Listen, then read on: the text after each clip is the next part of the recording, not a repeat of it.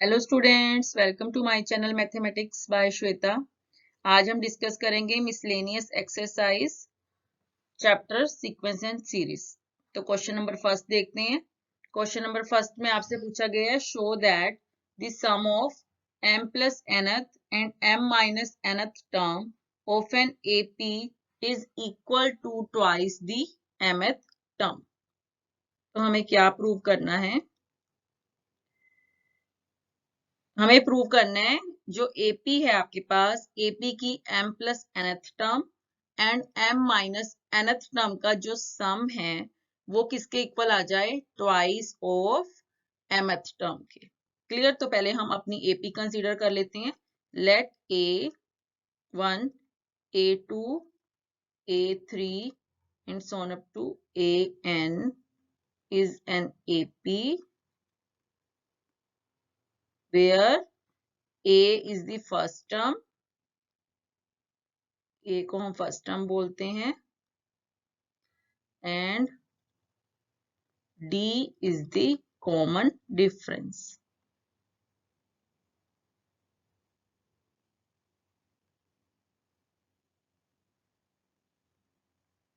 ठीक है, तो हमें प्रूव क्या करना है? अब we have to show that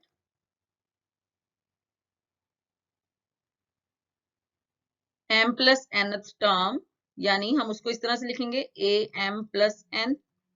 ठीक है, इसका सम किसके साथ? m माइनस nth टर्म के साथ, यानी am माइनस n किसके इक्वल हो जाएगी?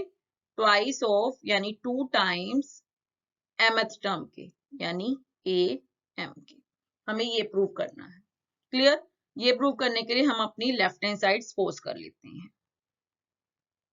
ठीक है, लेफ्ट हैंड साइड सपोज करेंगे, उसे सॉल्व करेंगे और हम अपनी इसको राइट हैंड साइड के इक्वल दिखा देंगे। क्लियर? तो अब हम इसकी वैल्यू डाल देंगे am प्लस n की, क्योंकि हमें पता है nth टर्म को हम कैसे लिख सकते हैं? a plus n minus 1 into D. ठीक है, इसी तरह से m प्लस nth टर्म को अगर आपको ओपन करना हो, इसकी वैल्यू डालनी हो, तो क्या करेंगे? a plus m plus n minus 1 into D बन जाएगा ये। ठीक है, इसी तरह से a m माइनस n को हम कैसे लिखेंगे? a plus m minus n minus 1 into D. Clear? तो ये वैल्यू हम यहाँ पर डाल देंगे, तो ये आपका बन जाएगा a plus m plus n minus 1 into D plus, फिर हम इसकी वैल्यू डाल देंगे a m माइनस n की, ये है a plus m minus n minus 1 into D. Clear? अब हम क्या करेंगे? हम देख रहे हैं a और a दोनों मिलके क्या बन जाएंगे? 2a बन जाएगा। ठीक है, प्लस अब यहाँ पे d के साथ हमारे पास ये टर्म है और d के साथ ये भी टर्म है, तो हम क्या करते हैं? d कॉमन निकाल के इनको कंबाइन कर लेते हैं। तो यहाँ से ये बन जाएगा m प्लस n माइनस 1 और यहाँ से प्लस में m minus n minus 1 into D. Clear? तो यहाँ से हमारा n कैंसिल हो रहा है और यहाँ से हमारा बच रहा है 2a प्लस m को हमने ऐड कर लिया, तो 2m minus 2 into D. Clear? 2a plus यहाँ से 2 कॉमन निकाल लीजिए, ये बन जाएगा m माइनस 1 डी। ठीक है, 2 हमने यहाँ से कॉमन निकाल लिया, अंदर बन गया a plus m minus 1 into D. Clear? तो इसको हम क्या लिख सकते हैं? 2 इंटू ए एम। क्लियर? जैसे ए एन को हमने क्या लिखा? a plus n minus 1 D, तो अगर हम यहाँ पे m लगा दें तो यहाँ पर क्या बन जाएगा? m minus 1। ठीक है, तो ये यही है। ठीक है, तो हम इसको ए एम लिख सकते हैं, 2am। तो ये आपकी राइट हैंड साइड आ गई। हमें यही प्रूव करना था। क्लियर है इतना? देखते हैं next question. Question number second देखते हैं। क्वेश्चन नंबर सेकंड में आपसे पूछा गया है, if the sum of 3 numbers in AP is 24 and their product is 440, find the numbers। ठीक है, हमें कोई भी 3 नंबर्स का सम AP में 24 गिवन है और उन्हीं नंबर्स का प्रोडक्ट 440 गिवन है। तो अगर हम कोई भी नंबर कंसीडर कर रहे हैं, हमें उन नंबर्स को फाइंड करना है। ठीक है, पहले हम AP लिख लेते हैं। Let A plus D, A plus 2D, ठीक है, A plus n-1 into D is an AP। Clear? तो हम इसको AP बोलते हैं। हम यहाँ पर टर्म्स इस तरह से आती हैं आपके पास। ठीक है, अब हम अगर A से पहले वाली टर्म देखें, यहाँ पर A आपके पास फर्स्ट टर्म है एंड D जो है वो कॉमन डिफरेंस है, तो C into D short form इस तरह से लिख सकते हैं। ठीक है, D कॉमन डिफरेंस है। तो अब आप देखो, आपके पास अगर हम फर्स्ट 3 टर्म कंसीडर करें, आप कोई सी भी नंबर्स ले सकते हैं। अगर हम फर्स्ट 3 नंबर कंसीडर करें, that means A plus D और A प्लस 2D। ठीक है, ये अगर आप कंसीडर करते हैं तो आपका क्वेश्चन थोड़ा लंबा हो जाएगा। ठीक है, निकल जाएगा, इससे आपका आंसर निकल जाएगा, बट ये क्वेश्चन आपका लंबा हो जाएगा। तो उसके लिए मैं आपको एक इजी वे बता रही हूँ। अगर आपके पास सम एंड प्रोडक्ट गिवन हो, ठीक है, सम एंड प्रोडक्ट आर गिवन, दोनों चीजें गिवन होनी चाहिए, तभी आप वो इसे यूज कर सकते हैं। सम एंड प्रोडक्ट आर गिवन, तो अगर आपको 3 टर्म्स कंसीडर करनी है, 3 टर्म कंसीडर करनी है, तो आप क्या कंसीडर करेंगे? आप कंसीडर करेंगे A minus D, A plus D. ठीक है, यानी आप फर्स्ट 2 टर्म ये लेंगे और इससे पहले वाली टर्म क्या आएगी? A माइनस डी, यही आएगी इससे पहले वाली टर्म। तो आप ये 3 टर्म अगर कंसीडर करते हैं तो आपका क्वेश्चन बहुत इजी हो जाएगा। ठीक है, क्योंकि अगर हम इनका सम करेंगे, इन 3 टर्म का सम करेंगे, तो आप देख रहे हैं D अपने आप से कैंसिल हो जाएगा। तो यहाँ से आपको A इजिली मिल जाएगा। A इजिली मिल जाएगा तो आप D की वैल्यू भी इजिली निकाल सकते हैं। ठीक है, तो इसीलिए आपको 3 टर्म्स के लिए ये 3 टर्म्स ही कंसीडर करनी चाहिए। ठीक है, और अगर आपके पास 4 टर्म्स का सम एंड प्रोडक्ट गिवन हो, तो मैं वो भी आपको बता देती हूँ कि आपको 4 टर्म्स क्या लेनी चाहिए। 4 टर्म्स लेने के लिए आपको लेना चाहिए A minus 3D, A minus D, A plus D and A plus 3D।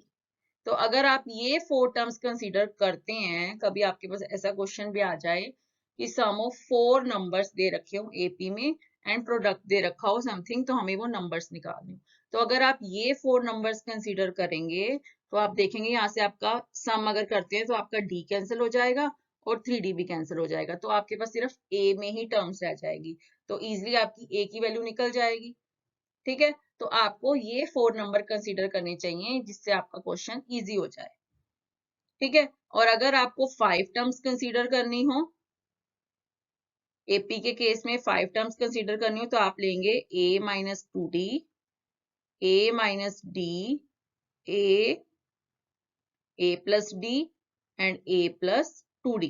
तो अगर आप ये 5 टर्म्स कंसीडर करते हैं तो यहां से भी आपके पास सम में A वेरिएबल में ही वैल्यू रह जाएगी और इजीली आपका क्वेश्चन हो जाएगा।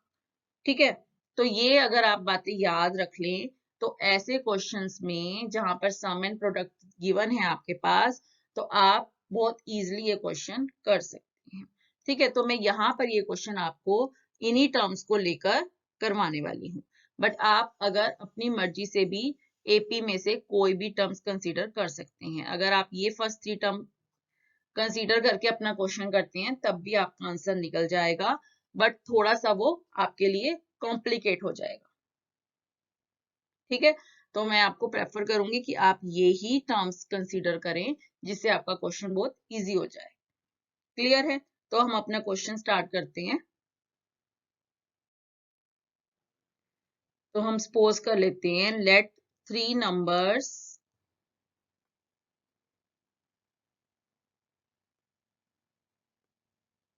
बी, क्या हमने कंसीडर किए? A minus D, A and A plus D। Clear? 3 numbers अगर हमने सपोज कर लिए तो अकॉर्डिंग टू द क्वेश्चन हमें इन 3 नंबर्स का sum, that means A minus D plus A plus D, इसका सम गिवन है 24 के ठीक है, तो यहाँ से हमारा डी कैंसिल हो रहा है, तो यानी 3a आपके पास क्या आ गया 24, तो यानी a की वैल्यू आ गई 8। ठीक है, तो हमें a की वैल्यू यहाँ से इजिली मिल गई। और हमें क्या गिवन है, इनका प्रोडक्ट यानी a minus D into A plus D, वो हमारे को गिवन है 440 के इक्वल। ठीक है, इसे हम सॉल्व कर लेंगे, a की वैल्यू डाल देंगे 8 minus D into 8 plus D is equal to 440। ठीक है, तो यहाँ से 8 माइनस डी और 8 प्लस डी का फॉर्मूला लगा लो, 8 स्क्वायर माइनस डी स्क्वायर, ठीक है, इज इक्वल टू 440 अपॉन 8 कर लो। इस वाले 8 को हम डिवाइड में ले आए और 8 minus D into 8 plus D का हमने फॉर्मूला लगा दिया। ठीक है, तो ये बन जाएगा 64 माइनस डी स्क्वायर और ये आपका डिवाइड करके आ रहा है 55। क्लियर, तो यहां से आ जाएगा minus D square is equal to 55 minus 64, तो यानी minus D square is equal to -9 और डी की वैल्यू हमें मिल रही है +-3। क्लियर है, तो यहाँ से हमें डी की वैल्यू भी मिल गई और यहाँ से ए की वैल्यू मिल गई। क्लियर है इतना। अब हमारे पास दो केस बन रहे हैं, एक आपको डी प्लस मिल रहा है 3 और एक माइनस मिल रहा है, तो मैं यहाँ पर बता रही हूँ अब आपको। ठीक है, ए की वैल्यू हम एक बार 8 डालेंगे और डी की वैल्यू +3। ठीक है, और एक बार 8, ए की वैल्यू तो 8 ही रहेगी और डी की वैल्यू हम -3 डालते हैं, तो हमने इन 3 नंबर्स की वैल्यू निकालनी है। ठीक है, जब आप 3 नंबर्स निकाल रहे हैं 8 माइनस 3 करेंगे, यानी आपको इन 3 नंबर्स की वैल्यू निकालनी है, ए माइनस डी, ए और ए प्लस डी की। ठीक है, तो यहां से आपके वो 3 नंबर्स क्या आएंगे, 8 माइनस 3 5, 8 और 11। जब यहाँ पर आप वैल्यू डालेंगे इन नंबर्स में, तो यहाँ से आपको मिल रहा है 11, 8, 5, तो यहाँ से इस तरह से मिल जाएंगे नंबर। ठीक है, दोनों केसेस से हमें 5, 8, 11 ही मिल रहे हैं नंबर, तो हम उन 3 नंबर्स को लिख देंगे। thus the 3 numbers are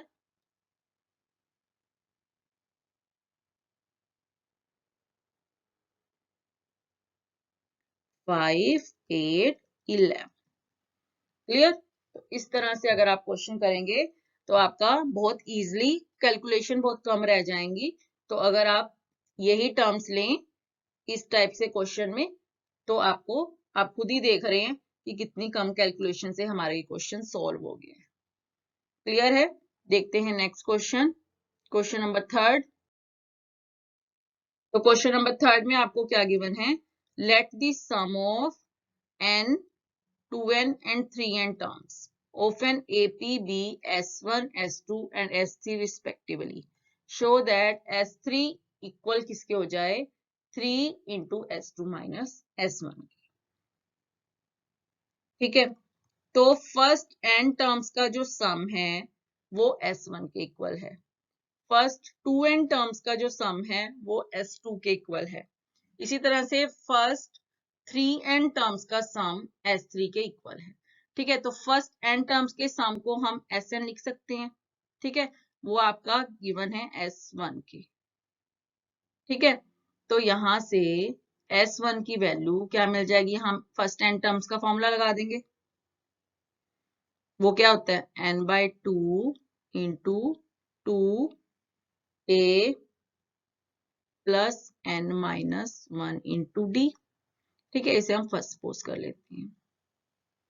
ऐसे ही S2n इक्वल है S2 के। ठीक है, फर्स्ट 2n टर्म्स का जो सम है वो S2 के इक्वल है, तो हम S2 की वैल्यू S2n के इक्वल है, तो फॉर्मूला लगा देंगे यहाँ पे भी सम का, तो वो क्या है 2n/2 into 2a plus 2n-1 into D. इसे हम सेकंड सपोज कर लेते हैं। इसी तरह से S3n आपको इक्वल दिया हुआ है S3 के, तो यहां से हम फर्स्ट 3n के सम का फॉर्मूला लगा देंगे, 3n/2 into 2a plus 3n-1 into D. इसे हम थर्ड नाम दे देंगे। ठीक है, अब हमें प्रूव क्या करना है, वी हैव टू प्रूव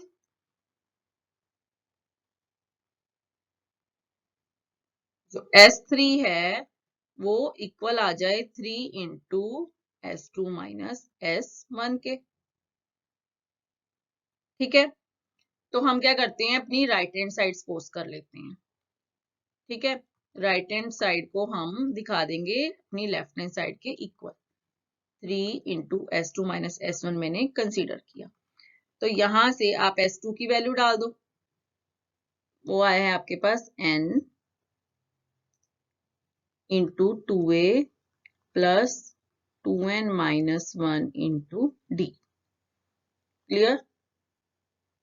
तो हमने इसकी वैल्यू डाल दी और S1 की वैल्यू डाल दी, वो है n/2 into 2a plus n minus 1 into d। Clear? अब हम यहाँ से n बाहर निकाल सकते हैं। ठीक है, तो हम n को बाहर निकाल लेते हैं। यहां से क्या बचेगा, 2a plus 2n minus 1 d। ठीक है, -1/2 2a plus n minus 1 into d। LCM ले लेते हैं 2 से, तो ये आ जाएगा 3n इंटू, ये बन जाएगा 4a plus 4n minus 2 into d, और यहाँ से -2a plus n minus 1 into upon में 2। ठीक है, इस 2 को भी हम बाहर लिख लेते हैं। इस 2 को भी हमने यहां लिख लिया। ठीक है, इतना। अब हम a वाली टर्म्स सेपरेट कर लेते हैं और d वाली टर्म सेपरेट। तो यहां से आ जाएगा 3n/2 इंटू, यहां से बचा 4a minus 2a 2a plus यहां से 4n minus 2 minus n plus 1 और d हमने कॉमन निकाल लिया। ठीक है, अंदर टर्म्स इस तरह से कंबाइन होगी, तो यहाँ पे ये क्या बनेगा आपका, this implies 3n/2 into 2a plus यहां से बनेगा 3n माइनस 1 इंटू d। ठीक है, तो आप चेक कीजिए अपनी S3 की वैल्यू। S3 की वैल्यू क्या है, 3n/2 into 2a plus 3n minus 1 d। ठीक है, तो ये आपका S3 के, तो ये आपकी लेफ्ट हैंड साइड के इक्वल आ गई। हमने अपनी राइट हैंड साइड लेकर हम चले थे, तो राइट हैंड साइड को हमने लेफ्ट हैंड साइड के इक्वल प्रूव कर दिया। क्लियर है? देखते हैं next question. Next fourth question में आपसे क्या पूछा गया है, find the sum of all numbers between 200 and 400 which are divisible by 7। हमें 200 एंड 400 के बीच के नंबर लेने हैं, वो नंबर जो डिविजिबल हो 7 से। ठीक है, फिर उन नंबर्स का हमें सम फाइंड करना है। ठीक है, तो पहले हम वो नंबर्स फाइंड कर लेते हैं। हमें फर्स्ट नंबर फाइंड करना है पहले, तो 201 आप चेक करके देखेंगे कि क्या वो डिविजिबल है 7 से। तो हम यहाँ पे देख लेते हैं, तो ये डिविजिबल नहीं है, यहाँ लेफ्ट रह रहा है हमारे पास। ठीक है, इससे 202 तो नहीं होगा। 203 चेक करते हैं,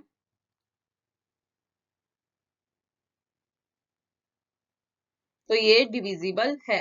तो हमें फर्स्ट नंबर तो मिल गया 203। ठीक है, हमें फर्स्ट नंबर मिल गया, तो उसके आगे आपको देखने की जरूरत नहीं है, उसके आगे तो आप ऐड करते रहो 7 से। 7 से ऐड करेंगे तो 210 आ जाएगा, फिर 7 ऐड करेंगे तो 217 आ जाएगा। ठीक है, इस तरह से आपको नंबर मिलते रहेंगे, बट हमें लास्ट नंबर देखना पड़ेगा। ठीक है, तो 400 से जो लास्ट नंबर है वो चेक करते हैं। 399 को हम चेक करके देखते हैं क्या वो डिविजिबल है 7 से।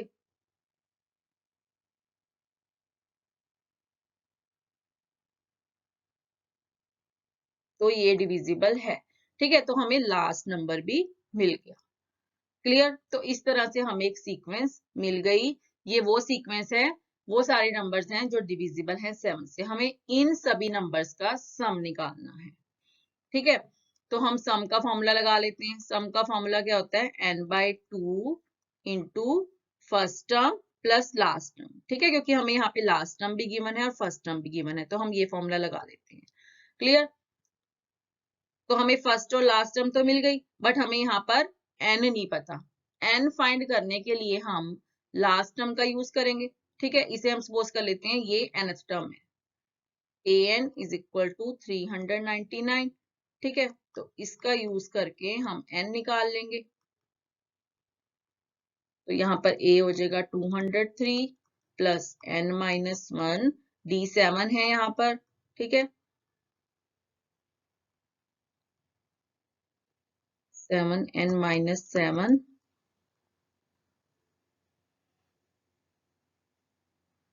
ठीक है। तो 7n minus 7 is equal to 399 minus 203। तो इसे सॉल्व कर लो, ये आपके पास आएगा 196।